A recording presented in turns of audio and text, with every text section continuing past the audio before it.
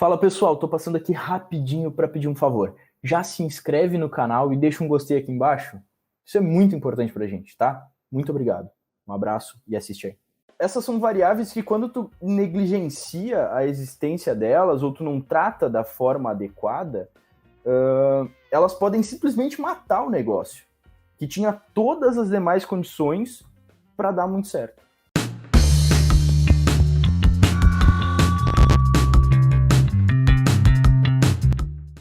Então, pessoal, eu queria começar falando um pouquinho para vocês, explicando o que é o microambiente empresarial, né? Então, o microambiente, ele é um conjunto de variáveis, na verdade, e ele pode ser dividido em duas classificações, que é o microambiente interno, onde tu tem as variáveis realmente que a empresa pode controlar muito mais facilmente, porque estão dentro do negócio, e o microambiente externo, que são coisas ainda próximas, de certa forma, à empresa e até certo ponto podem ser influenciadas pelas ações da empresa, mas fora de um controle direto, realmente, desse negócio, tá? Mas, afinal de contas, por que uma empresa precisa ter o conhecimento sobre essas variáveis? Pelo seguinte motivo, isso tudo relacionado ao microambiente influencia a empresa e a sua atuação no mercado, né? E isso por si já é justificativa mais do que necessária. Essas são variáveis que quando tu negligencia a existência delas ou tu não trata da forma adequada, elas podem simplesmente matar o negócio, que tinha todas as demais condições para dar muito certo. Então, por exemplo, o processo de vendas dentro de uma empresa, ele está simplesmente perfeito, ok? E o marketing também está conseguindo atrair diversas pessoas para conversar com os vendedores, está trazendo as pessoas certas também para esse contato, mas essa empresa começou a sentir uma rotatividade muito grande dentro da sua equipe e ela não está com o setor de RH muito bem estruturado ainda. O principal problema dela acaba sendo, por exemplo, um setor de RH.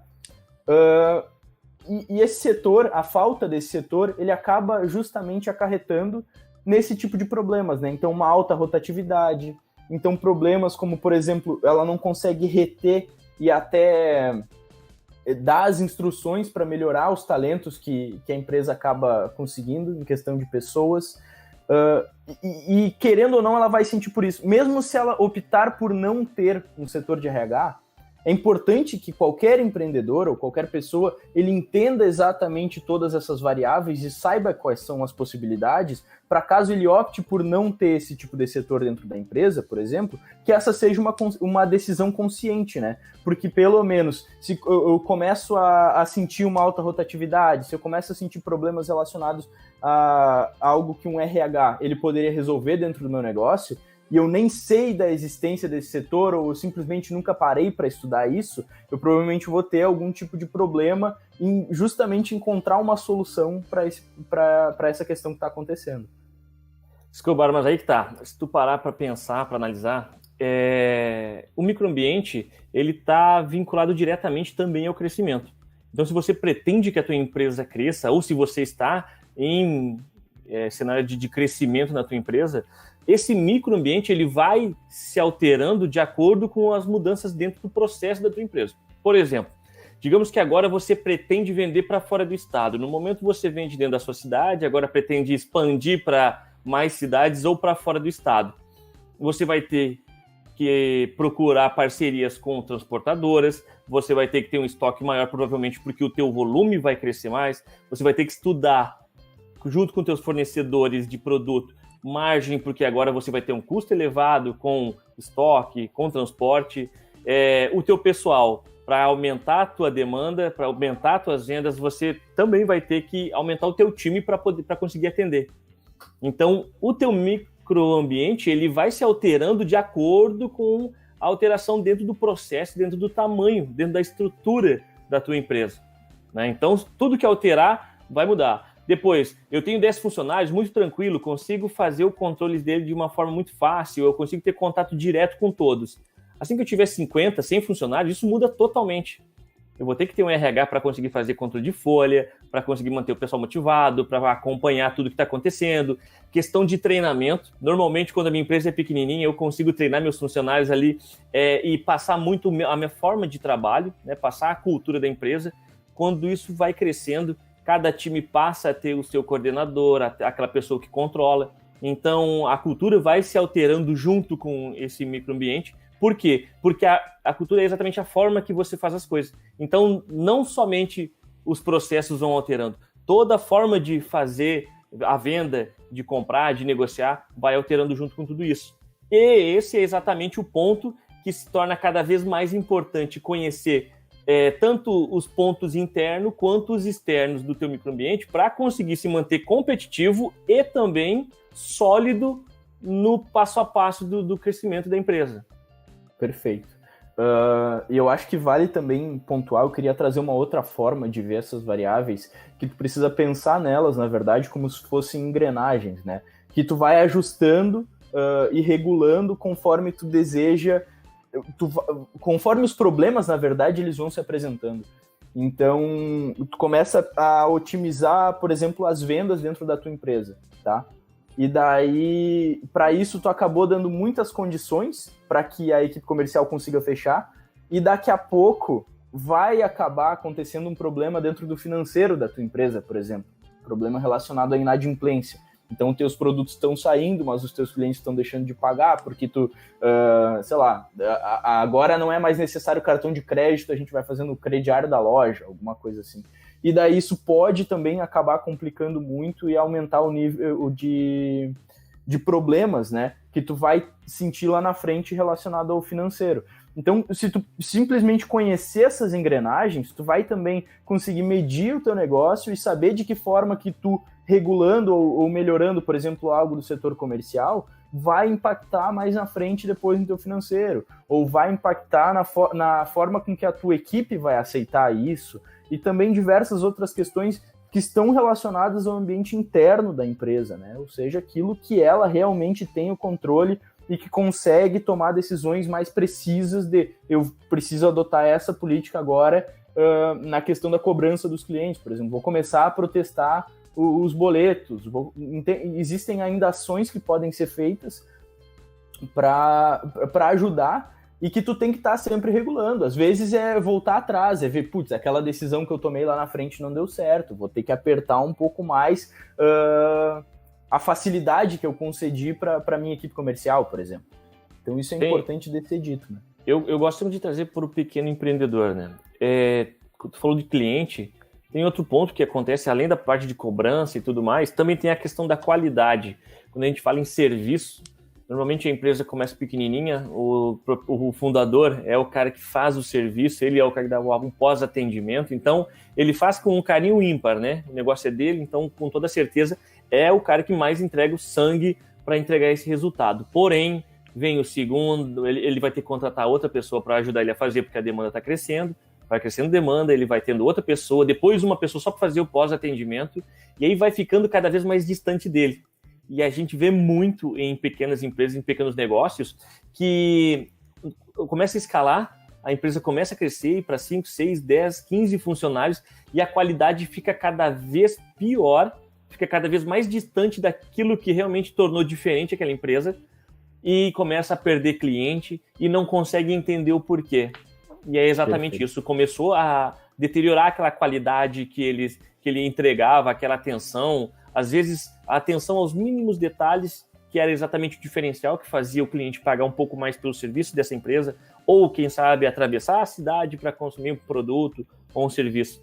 Então, esse é outro ponto que você tem que cuidar do teu microambiente interno, que é como está sendo o pós-atendimento. Na verdade, não só o atendimento desde a entrada do cliente na tua empresa, desde o primeiro contato, para que você consiga entregar uma experiência de consumo muito elevada ao teu cliente, para que você consiga escalar não somente o tamanho da empresa, porque eu consigo vender para novos clientes, mas eu dependo desse giro de novos clientes porque eles não voltam. Então, todo mundo sabe, é muito mais barato manter uma qualidade e vender novamente para quem já comprou do que reestruturar toda a carteira e ter que cada vez prospectar novas pessoas, fazer novos negócios. Então, é algo que tem que alinhar para que tenha um crescimento, né? E tem, eu acho que o outro ponto muito importante nisso, né, que acabou me lembrando, que é o seguinte: normalmente a gente percebe que quando o empreendedor ele começa a empreender por necessidade e não por ver uma oportunidade, ele acaba tendo medo de escalar. E chega um momento que ele começa a ficar reconhecido, né? Então, nos primeiros passos da empresa, ele consegue dar conta de tudo, principalmente em questão de serviços. Se a gente pensar realmente, por exemplo, em um serviço de eletricista, o eletricista ele já começou a criar nome, ele já começou a ter clientes fixos que precisam dele, e ele está sentindo um aumento muito grande da demanda, mas será que eu vou contratar uma outra pessoa, ou será que eu vou realmente parar para estruturar isso daqui como um negócio? E no caso da prestação de serviço, eu não sei se vocês concordam comigo, mas o que eu vejo é que muitas vezes o pessoal que já está atolado de trabalho, eles não conseguem dizer não para o cliente. Porque a pessoa já chegou até ele, porque é uma pessoa que recorrentemente está solicitando esse tipo de serviço, então acaba sempre encaixando mais um horário, acaba sempre ficando até mais tarde, isso prende a pessoa dentro da empresa e tu acaba virando, querendo ou não, um escravo do teu negócio, né? E tu não consegue escalar. Quando, na verdade, tu já poderia estar começando a pensar no teu negócio de uma forma um pouco mais abrangente, porque tu criou nome, porque agora tem muito para percorrer para frente, o jogo não está ganho, mas já tem que começar a pensar de uma forma um pouco maior nesse negócio, porque ele já demonstra sinais de crescimento, né, e de sucesso para justamente prosperar nesse sentido. Que é também a questão da paixão pelo time de vendas, né? Coloca mais um vendedor, dobra as vendas, coloca o terceiro, tá subindo venda, e aí eu vou inchando aquele time, tá vendendo pra caramba, mas me esqueço que uma empresa não é feita somente de vendedores, tem que ter a pessoa que vai entregar, o cara que vai cuidar do produto, o cara do atendimento, o estoquista, então tem as outras pessoas, e aí que tá a questão da escalar a empresa, né? Você tem que ir junto com o time comercial, junto com essa nova demanda, tem que vir as pessoas que estão ali na retaguarda, atendendo tudo isso, né? Suportando tudo isso. Perfeito. Até porque se tu começa a escalar e depois peca, por exemplo, num serviço de pós-atendimento, né? Isso acaba tendo um impacto muito negativo no teu nome no mercado. E quando a gente fala de micro e pequenas empresas, são empresas que muitas vezes não têm a chance de sentir esse impacto em grande escala até que comece a ficar mal falada já no município, né? Sim. Isso é que é o preocupante. Mas voltando um pouco, eu vou citar agora todas algumas das variáveis do microambiente interno, tá? Então, a gente já sabe que o microambiente ele é dividido entre microambiente interno, ou seja, as coisas de dentro da empresa e que podem ser influenciadas pela empresa, e o ambiente externo, que até sofre algum tipo de influência do negócio, mas não é tanto quanto o microambiente interno. Então, no microambiente interno, a gente tem, por exemplo, financeiro, um setor comercial, um setor de marketing, um setor de pós-vendas. Em resumo, isso também pode ser visto pelos planos de negócio, né, como a empresa. Normalmente o pessoal coloca tudo dentro de uma categoria só. Então, o microambiente externo, ele é composto pelos clientes, pelos fornecedores, pelos intermediários, que são, por exemplo, agências de marketing, os concorrentes e os públicos, tá? Agora eu queria ir ponto a ponto aí com vocês, em cada um desses tópicos, e eu quero começar falando sobre o ambiente interno. Então, dentro da empresa, vocês já passaram por algum tipo de situação em que mexer na operação de um setor acabou impactando negativamente em outro setor? Acontece, no e-gestor acontece isso, né? Por exemplo, é uma empresa diferente do que eu acredito que os ouvintes têm, né? Normalmente quem ouve a gente tem mais uma loja física, assim, do que uma empresa de software como serviço, como a nossa. Mas a gente acontece muito de aumenta as vendas, e isso, consequentemente, aumenta o suporte, aumenta a implementação, então acaba um afetando o outro. E se a gente não faz certo uma dessas pontas, acaba aumentando o nível de cancelamentos dos clientes, né? E isso atrapalha todo o processo. Então a gente tem que ter cuidado até quando a gente vende muito. Se vende muito, impacta tudo, é uma cadeia de problemas que acaba acontecendo. Perfeito. Isso, e aí a gente entra na questão de custos, sendo produto ou serviço, custos, porque para vender 100 unidades, às vezes eu consigo manter essa sede que eu tenho, esse ponto comercial que eu tenho, que é barato. Agora, para vender 1000 unidades, provavelmente eu vou ter que ter um estoque, vou ter que criar um centro de distribuição para conseguir entregar. Então, muda muita coisa. E como o Davidson falou, aqui a questão do pós, e tanto na parte de atendimento ao cliente quanto de cobrança também muda bastante. A questão de acompanhar cliente, de conseguir dar o atendimento financeiro, cliente que quer fatura, cliente que precisa tirar alguma dúvida sobre a forma de pagamento. Então, até o financeiro acaba sentindo quando o número de vendas escala, né? Perfeito. E eu vejo que quando dá um problema, né, tu mexe em algo dentro de um setor e dá um problema em outro setor da empresa, o mais fácil é justamente voltar atrás a ser como era. Quando, na verdade, às vezes tu precisa só olhar o cenário de novo e perceber, putz, será que eu realmente volto? No caso de aumento de vendas, tu nunca vai dizer, não, eu acho que eu tenho que vender menos, né? Mas em algumas outras situações pode ser mais fácil, mais cômodo, simplesmente, não, deu problema lá na frente, vamos voltar atrás, a gente não tá conseguindo dar conta disso e tá tudo certo. Mas sabe, Escobar, que tem assim, também problema de... Algumas mudanças as pessoas se incomodam muito com a mudança, os funcionários se incomodam com alguma mudança simples. Um exemplo que eu tenho, isso já faz bastante tempo dentro do e-gestor, as primeiras versões do e-gestor, a gente pediu o CNPJ da pessoa na hora dela se cadastrar para testar o sistema. Hoje não, hoje ela cadastra um subdomínio ali, pode ser, por exemplo, e-gestor, Zipline, né, por exemplo, zipline.egestor. Ela pode escolher um domínio da empresa, pode ser escobar.egestor, não tem esse problema. Na época a gente colocava o CNPJ, e isso a gente viu que acarretava um monte de problemas depois. Tinha gente que não queria colocar o CNPJ, que não conhecia a gente ainda para estar fornecendo esse dado. Se ele não podia criar mais de uma conta, porque já tinha o mesmo CNPJ cadastrado. E os vendedores internamente, daí a gente tirou isso, numa nova versão do gestor, a gente tirou isso e deixou livre, né, para qualquer subdomínio ali. E os vendedores não gostaram, brigavam comigo, porque deveria voltar, porque eles não achavam cliente para dar suporte, não sei o que mais. Mas isso se resolveu rápido, assim, em um mês eles já tinham esquecido aquilo ali. Era birra, eu acho, pela mudança, porque acontece. E também, em software, também tem outro problema. A mudança de qualquer botãozinho dentro de um sistema, qualquer coisa, isso afeta os clientes. E os clientes não gostam de mudança. A gente tem que tomar muito cuidado quando a gente vai fazer uma mudança no produto, por exemplo. Às vezes, mudança pequena já afeta um monte de gente e acaba incomodando muita gente, né? Então, a gente tem que tomar cuidado. São coisas que parecem pequenas, mas se tu não tomar cuidado, a proporção fica gigante. Mas ainda podem ser levadas para o ambiente de uma loja física também, né? Quando, por exemplo, tu muda realmente o layout da tua loja. Então, os produtos de informática que ficavam num canto, eles somem. O cliente que chega sempre direto para ir comprar naquele lado, ele simplesmente não consegue mais encontrar. Isso pode também acarretar justamente nisso.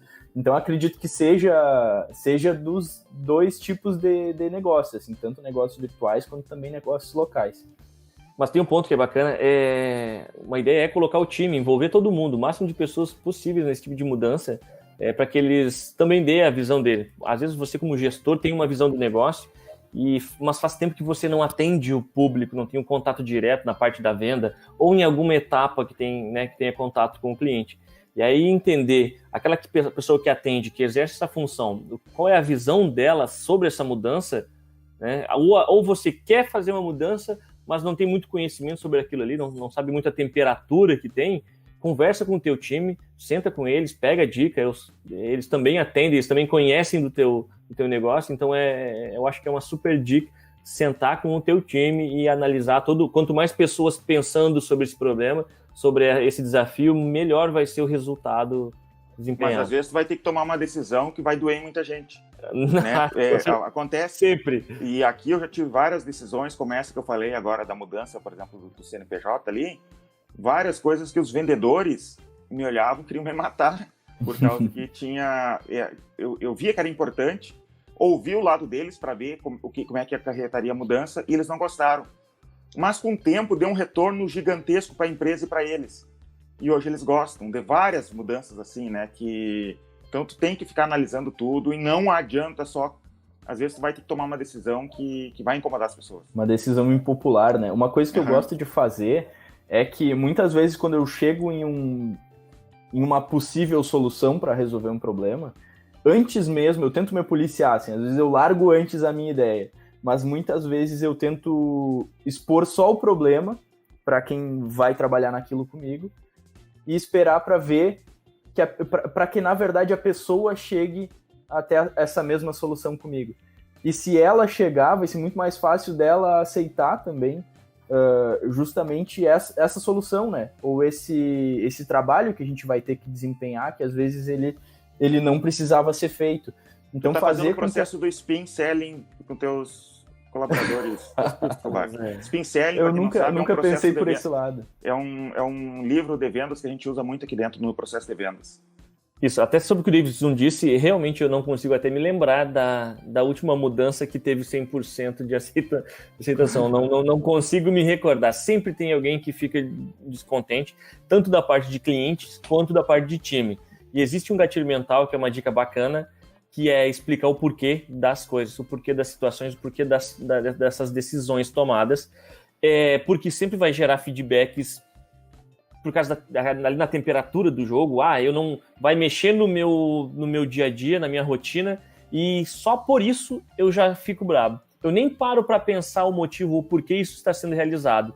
E quando você, que tomou a decisão, explica e esclarece qual que é o objetivo, essa pessoa para pensar e ela mesma acaba derrubando os seus argumentos do porquê que isso não é bom. E aí vem aquele outro ponto, né? Quando o feedback ele é falso, ou ele não condiz com a verdade, ele mesmo se desmancha, né? Ele mesmo se anula no decorrer do tempo.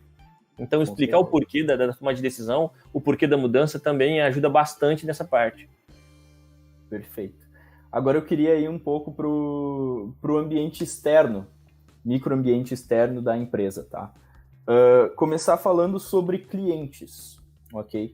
E assim, quando eu falo sobre clientes, eu não estou dizendo que tu tem que montar um business plan formatado na última versão da ABNT, bonitinho, organizadinho, onde clientes tu vai citar 3, 4, 5 autores diferentes sobre o que eles falam a respeito disso, né?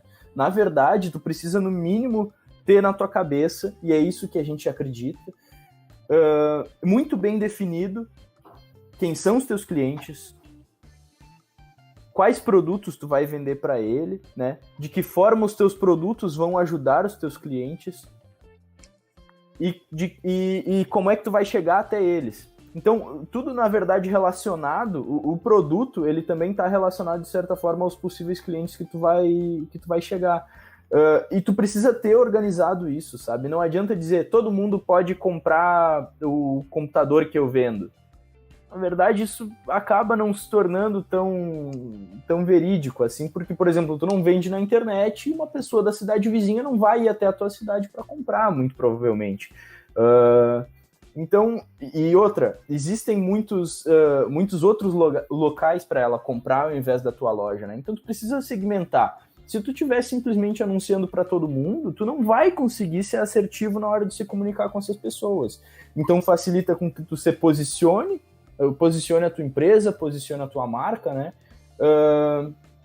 E até faça anúncios depois para essas pessoas. Então, se tu, por exemplo, definir que o teu público-alvo são pessoas que gostam de jogar futebol, muito provavelmente, se tu quiser colocar uma propaganda no Facebook amanhã, o Facebook vai ter segmentado pessoas que jogam futebol com certa frequência já para que tu anuncie, e dentro da tua região, né, ainda por cima, o que é importante. Então, o definir quem são os teus clientes, quem são os teus possíveis clientes, por mais que tu venda para pessoas que não se encaixem também nesse perfil, e como o teu produto ajuda elas e tudo mais, vai te facilitar e vai abrir, na verdade, a tua cabeça para ver quais são as formas com que tu tem que conversar sobre o teu produto com o teu cliente, para que tu consiga fazer um anúncio mais assertivo, consiga posicionar a tua empresa no mercado, de fato. O segundo ponto que eu tenho aqui é o de fornecedores, tá? E essa é uma variável relativamente simples, mas eu acredito que tem alguns pontos relevantes da gente conversar aqui, tá bom? Quando você estiver buscando realmente por fornecedores, é importante não perguntar apenas o preço, né? Mas também levantar os dados relacionados a condições de pagamento, por exemplo, que fazem toda a diferença, e prazos de entrega. Por quê? O prazo de entrega ele vai conseguir fazer com que tu tenha um período melhor para solicitar a compra de novos produtos quando forem necessários, e tu vai conseguir otimizar muito melhor o teu dinheiro, e principalmente o prazo para pagamentos, tu conseguir, por exemplo, pagar só 90 dias depois de receber o produto. Existem algumas negociações que são algumas empresas de fornecimento que são capazes, depois principalmente de construir uma relação com elas, de trabalhar assim. Isso vai facilitar justamente o teu fluxo de caixa, que é um grande problema hoje, né? Tu vai ter condição de realmente movimentar, de começar a receber o pagamento desse produto antes de ter que pagar. Então esse é um dos dados mais importantes, na verdade, que tu precisa levantar quando tu estiver buscando por fornecedores. E seja novos fornecedores ou fornecedores que já estão trabalhando contigo, né? Porque agora, por exemplo, já faz 4 anos que eu estou trabalhando com um determinado fornecedor, pode me conseguir uma condição de pagamento melhor, de repente, né? E daí tu trabalha justamente em cima desse relacionamento que tu já construiu em cima dele. Ainda sobre fornecedor, o teu fornecedor pode se transformar em uma peça-chave até num ponto competitivo da tua empresa. De acordo com o nível de parceria que houver entre vocês dois, a sinergia que vocês mantiverem. Por exemplo, minha irmã, ela começou agora, ela desenha móveis e ela encontrou um fornecedor para fazer esses móveis e ela vender, né, nas redes sociais. Veja que o fornecedor hoje, ele faz tão parte do projeto dela que o estoque hoje das peças dela fica dentro do fornecedor e ele faz a entrega e também monta. Ou seja, ele cria todo o produto, pega só a imagem, cria todo o produto, faz a entrega e eles têm uma comunicação muito próxima. O grande ápice da negociação deles foi conseguir com que o fornecedor identificasse, entendesse qual que é a marca da empresa dela e qual que é o nível de qualidade de atendimento que ela deseja para se encaixar. Então, hoje eles conseguem trabalhar cada vez mais próximos, porque ela manda cada vez mais demanda para ele consegue focar cada vez mais no projeto dela. Então, aquele problema de falta de negócio que ele tinha, ou seja, para ele também acaba sendo uma super oportunidade e ele está cada vez mais dentro da estratégia dela, porque ela acaba também entrando dentro da estratégia dele. Então, consegue realmente ter uma sinergia gigantesca e os dois negócios conseguem caminhar e aí sim a gente monta uma parceria, né? Onde os dois lados estão ganhando e não um está realmente abusando do desconto, abusando dos valores para conseguir faturar bem, e enquanto isso está, né, enforcando o seu fornecedor ali aos poucos. Perfeito. Acho que esse foi um ótimo exemplo mesmo, né? Porque provavelmente ela deve ter sofrido um pouquinho para achar esse fornecedor, porque é um excelente fornecedor, pelo jeito. E quando tu consegue convencer também o fornecedor do tamanho do teu projeto, de realmente acreditar na tua ideia e comprar, de certa forma, essa luta contigo, né? Acho que faz todo sentido, porque tu acaba tendo mais um parceiro na busca por vender mais, por fazer o teu negócio crescer e tudo mais. Então, sim, excelente. Agora, eu queria conversar um pouco sobre os intermediários. É o próximo tópico aqui que a gente tem, tá? Então, tudo aqui, o que são os intermediários, afinal de contas? Eles são tudo aquilo que intermedia algo, né? O que às vezes até realiza algum processo que poderia ser feito dentro da empresa também. Então, imagina que tu vai querer, que a tua irmã, Ricardo, ela vai querer começar a importar os móveis da China, tá?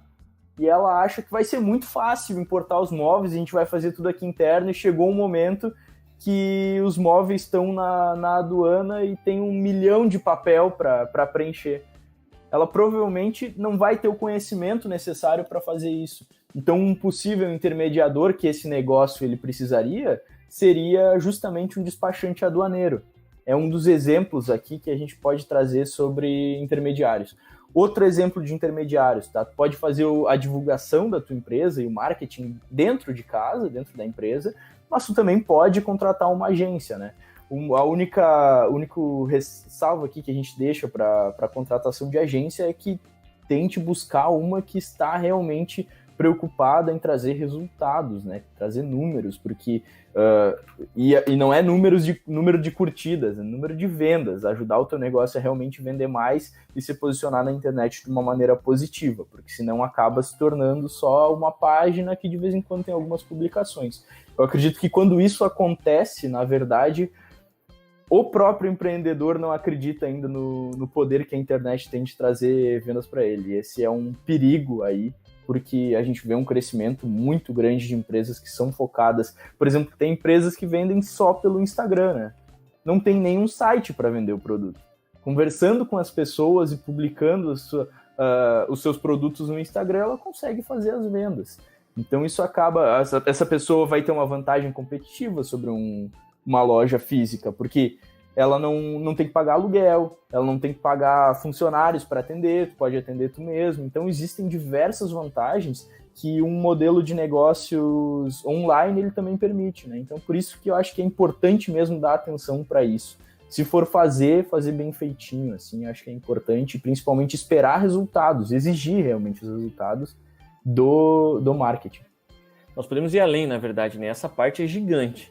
Porque até a tua força de vendas tu pode terceirizar, tu pode contratar uma empresa que tenha estrutura, que faça realmente só a parte da venda, que aprenda o teu serviço, aprenda como funciona o teu produto para fazer a venda para você. Outro ponto, eu trabalho com alimentação, meu business é alimentação, eu sei fazer uma alimentação de alta qualidade, porém, logística não é a minha jogada. Eu não quero ter que ficar cuidando do funcionário andando de moto, andando de carro para fazer a entrega, não quero ficar rastreando o pedido onde é que está, não quero fazer isso. Então eu contrato alguém que tem como business fazer este processo, contrato ele, e ele vai fazer isso provavelmente com uma excelência muito maior do que a minha, uma eficiência muito maior do que a minha, entende? E o custo no final da operação, como ele já tem toda a estrutura planejada, toda a estrutura pronta para isso, vai ser muito abaixo do que eu ter que adquirir um transporte para fazer um automóvel, uma moto, e contratar um funcionário CLT, ter toda a questão de encargos, o cuidado com o funcionário, ficar rastreando, vendo a qualidade, sendo que às vezes é muito mais fácil cobrar um fornecedor do que até mesmo um funcionário, né?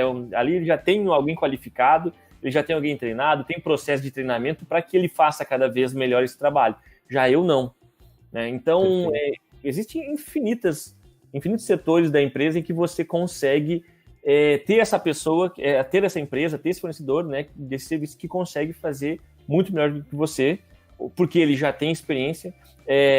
Para quem vende produto industrializado, às vezes alguma etapa pode ser feita também por esse intermediador, né?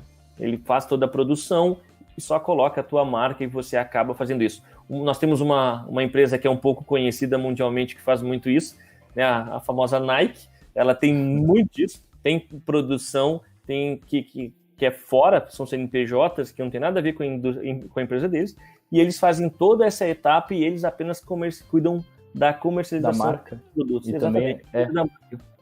Exatamente. E mostra muito o poder, né? Que é tu intermediar, tu delegar realmente um setor da empresa.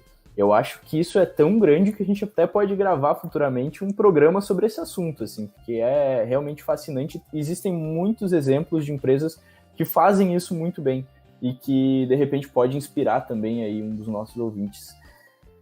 O próximo tópico é concorrentes, tá? E eu quero ouvir de vocês, assim, a opinião mesmo que vocês têm sobre isso. É importante fazer uma análise de concorrência antes de abrir uma empresa? Eu acho que tem que fazer, sim, uma análise de concorrência, mas dependendo do que tu vai fazer, não se preocupar tanto com o concorrente, se preocupar mais com o cliente, com o que ele quer, em como atender bem o cliente, do que ficar muito preocupado em copiar a concorrência, em tentar bater a concorrência em preço, né? E, assim, um lugar onde tem concorrência quer dizer que tem dinheiro ali, né? Quer dizer que se já tem concorrência ali, já tem dinheiro ali. Então, de repente, achar que se tu não tivesse concorrente, tua vida ia ser melhor, eu acho que não. O e-gestor começou a crescer quando começou a aparecer concorrentes, né? Então, isso nos ajudou bastante. Os concorrentes nos ajudaram a abrir mercado no Brasil e a gente cresceu bastante graças aos concorrentes. Exato. Até em outro vídeo eu já trouxe, né? No Brasil hoje, somente 17% das empresas que fecham é porque perderam para a concorrência ou a concorrência afetou de uma forma que fosse levar realmente a quebrar o negócio. E 42% são de empresas que não conseguiram atender alguma necessidade do mercado. Então, bem como o Davidson disse, você deve cuidar, é bom para você sentir como que o mercado está sendo atendido hoje, né? Até mesmo para você poder se diferenciar na qualidade ou entregar algo que hoje não está sendo entregue no mercado. Porém, isso não pode te gerar medo. E outro ponto que Deus falou que é importante é realmente entrar na questão da guerra de preço, né? Meu único diferencial é que eu sou mais barato, então eu realmente só vou vender para aquele cara que está desesperado procurando preço. Ele que procura qualidade, que procura o teu produto, o teu serviço pelo que ele é, provavelmente não vai bater na tua porta. E lembrando, aquele cliente, normalmente os clientes que vêm somente pelo desconto são os clientes mais delicados de se tratar, e ele, assim que encontrar um lugar mais barato que você, né, do que o seu... Mais difícil de segurar também, né, de fidelizar. Exatamente. Com certeza. E depois que a empresa já existe por anos, ainda é importante eu rever isso? Ou aí já é fazer o que tu acha melhor mesmo e tá tudo certo? Eu acho que é importante, até o Deilson falou, mas é importante que tenha concorrentes, porque quer dizer que ali tem dinheiro.